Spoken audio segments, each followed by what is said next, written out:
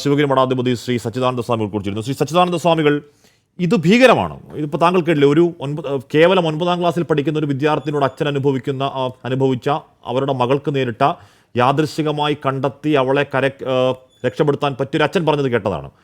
ഇങ്ങനെ എത്ര അച്ഛന്മാരുണ്ടാവും? പുറത്തു പറയാൻ കഴിയാത്ത എത്ര അച്ഛന്മാരുണ്ടാവും?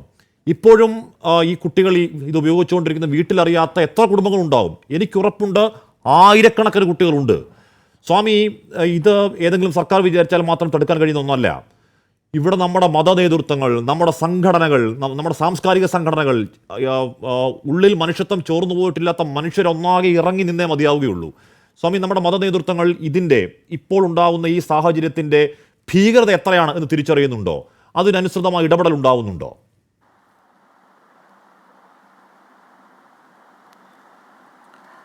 ശിവഗിരി മഠത്തെ സംബന്ധിച്ച് വ്യക്തമായ കാഴ്ചപ്പാടോടുകൂടിയാണ് മഠം മുന്നോട്ട് പോകുന്നത്.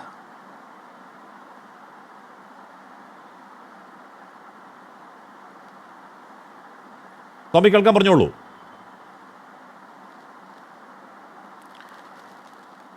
ശിവഗിരി മഠത്തെ സംബന്ധിച്ച് വളരെ വ്യക്തമായ കാഴ്ചപ്പാടോടുകൂടി മഠം മുന്നോട്ട് പോവുകയും ആശയപ്രചരണം വളരെ ശക്തമായി നിർവഹിക്കുകയും ചെയ്യുന്നുണ്ട്. മഠത്തിൻ്റേതായൊരു പോഷക ഘടകം ഗുരുധർമ്മ പ്രചരണ സഭ എന്ന പേരിൽ ഗുരുവിൻ്റെ ഫോട്ടോ വെച്ച് പ്രതിജ്ഞ ചെയ്യും, എൻ്റെ ജീവിതത്തിൽ മദ്യം എടുക്കില്ല, കുടിക്കില്ല, കൊടുക്കില്ല, മദ്യവിമുക്തമായൊരു സമൂഹത്തെ സൃഷ്ടിക്കുവാൻ വേണ്ടി പ്രതിജ്ഞാബദ്ധമായി പ്രവർത്തിക്കും. അങ്ങനെയുള്ള 2500 യൂണിറ്റുകൾ കേരളമൊട്ടാകെ, കേരളത്തിന് വെളിയിലായി ശിവഗിരി മഠത്തിൻ്റെ കീഴിൽ പ്രവർത്തിക്കുന്നുണ്ട്. ആശയപരമായിട്ടുള്ള പ്രചരണം ഈ സഭയുടെ നേതൃത്വത്തിൽ വ്യാപകമായി നടത്തുന്നുണ്ട്.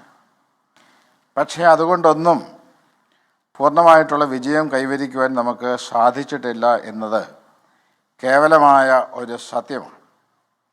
അത് കേരളത്തിലെ ഭരിച്ചുകൊണ്ടിരിക്കുന്ന ഗവൺമെൻറ്റുകൾ, മാറി മാറി വരുന്ന ഗവൺമെൻറ്റുകൾ ഇക്കാര്യത്തിൽ ശക്തമായ നിലപാടുകൾ എടുക്കേണ്ടതായിട്ടുണ്ട്. കുട്ടികളിലേക്ക് ഈ മദ്യപാന ആസക്തി, ലഹരി പദാർത്ഥങ്ങൾ ഉപയോഗിക്കൽ, അവർക്ക് സുലഭമായി ഇവയെല്ലാം ലഭിക്കുവാനുള്ള സൗകര്യം ഇന്നുണ്ട്. സ്കൂളിനടുത്തുള്ള പെട്ടിക്കടകളിൽ ഇതെല്ലാം വ്യാപകമായി ഇന്ന് വിറ്റഴിയുന്നു. ഇപ്പം ഗവൺമെൻറ്റിൻ്റെ ശക്തമായ ഇടപെടൽ ഉണ്ടാകണം. സ്കൂളുകൾക്ക് സമീപം ഇത് വിൽക്കുന്ന പെട്ടിക്കടകൾ ഒരു കാരണവശാലും പ്രവർത്തിക്കാൻ പാടില്ല. എപ്പോഴും അന്വേഷണം വേണം. പോലീസിൻ്റെ സത്വരമായ ശ്രദ്ധയുണ്ടാകണം. മറ്റൊരു കാര്യമുള്ളത്, കുടുംബത്തിൽ ഇന്ന് വ്യാപകമായ രീതിയിൽ സംഭവിച്ചുകൊണ്ടിരിക്കുന്ന ശൈഥില്യമാണ്. പണ്ടൊക്കെ ഒരു കൂട്ടുകുടുംബ വ്യവസ്ഥ ഉണ്ടായിരുന്നു. അച്ഛനും മക്കളും കൊച്ചുമക്കളും എല്ലാം ഒന്നിച്ചിരുന്ന് ആഹാരം കഴിക്കുകയും കുടുംബകാര്യങ്ങൾ പരസ്പരം അങ്ങോട്ടും ഇങ്ങോട്ടും ചർച്ച ചെയ്യുകയും ഏതെങ്കിലും രീതിയിലുള്ള ഒരു കുറവ് ഒരാളിൽ സംഭവിക്കുന്നുണ്ട് എങ്കിൽ മറ്റൊരാളത് ചൂണ്ടിക്കാണിക്കുകയും അതിൽ മാതാപിതാക്കൾ അവരെ ശാസിക്കുകയും നിയന്ത്രിക്കുകയും ഒക്കെ ചെയ്യുന്ന രീതി ഉണ്ടായിരുന്നു. ഇപ്പോൾ ഈ ന്യൂക്ലിയർ ഫാമിലി സിസ്റ്റം വന്നതോടുകൂടി വീടുകളിൽ എല്ലാം ഓരോ തുരുത്തുകളായി മാറി. മാതാവും പിതാവും മക്കളും മരുമക്കളും ഒന്നും പരസ്പരം തന്നിൽ കാണുന്നില്ല. ഓരോരുത്തരും ഓരോ മുറിയിൽ ഇരുന്നുകൊണ്ട് അവരുടേതായ സാമ്രാജ്യം സൃഷ്ടിക്കുന്നു. അവർ മദ്യത്തിനും മയക്കുമരുന്നിനുമൊക്കെ അടിമപ്പെട്ടാലും കുടുംബാംഗങ്ങൾ അറിയുന്നില്ല.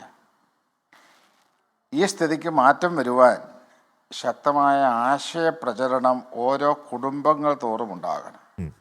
ആ ഇടപെടൽ സാഹു പറയുകയാണ്, ശരിയാണ്. അത് പ്രധാനമാണ്. കുടുംബങ്ങൾക്ക് പെനട്രേറ്റ് ചെയ്യുകയും അവിടെ ആശയപ്രചരണം നടത്തുകയും ചെയ്യുക എന്ന് പറയുന്ന അടിയന്തരമായി ഞാൻ അങ്ങനെയൊക്കെ എത്താം സ്വാമി.